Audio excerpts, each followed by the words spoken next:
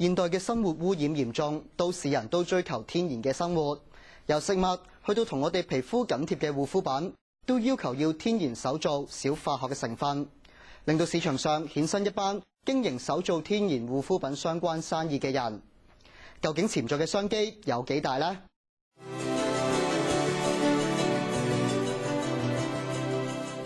之前我試過喺美容院咧，咁佢哋介紹用一隻係有果酸成分嘅洗面奶啦。咁用完之後個敏感咧起咗出嚟，我自己都嚇親，因為成面都起晒瘡嚇，好驚。但係佢哋都冇乜辦法可以，即係冇乜解決嘅方法提供到俾我咯。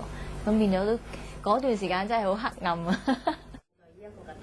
梁小姐經過呢一次唔愉快經歷之後，就更加注重護膚品嘅成分。不過，只係睇產品上面嘅標籤都唔夠全面，想知得一清二楚，佢寧願自己落手落腳，親手學做護膚品，所以就參加咗手製護膚品課程，做一啲切合自己嘅產品，徹底清潔全部嘅用具同埋器皿。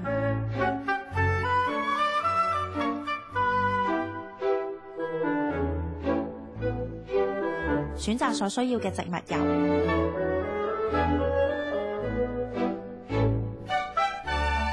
加熱到攝氏70度至75度，加入熱嘅蒸餾水攪勻，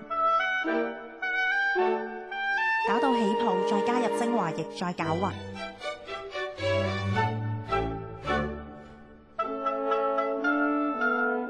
入樽，貼上日期同埋成分嘅標籤。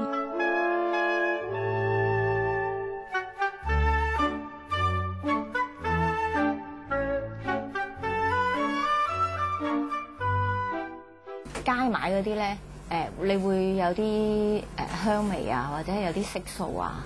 咁但係如果係手作嗰啲咧，就會冇咗呢樣嘢咯。同埋佢係比較，你會 feel 到佢係好天然嘅嗰種味咯。喺3個鐘頭嘅手做護膚品課程入邊，導師會先講解肌膚嘅特質同埋唔同嘅精華效用，連同教授製作同埋材料費在內，每堂大約要300幾蚊，學生就可以攞走3件親手做嘅護膚品。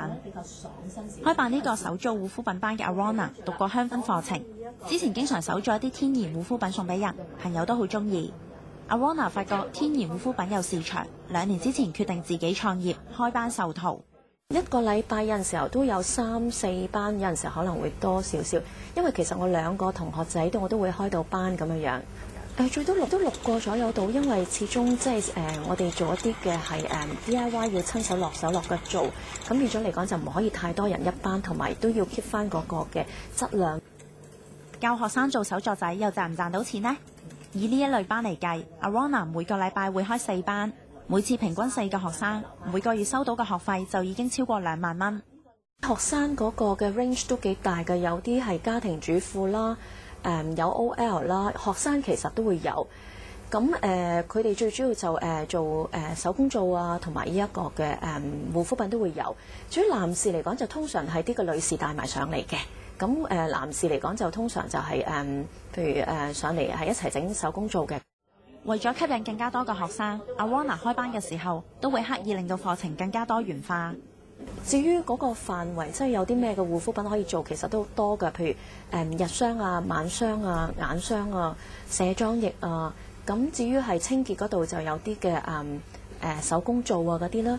咁同埋就爽膚水啊嗰啲，全部潤唇膏嗰啲，全部都可以自己做嘅。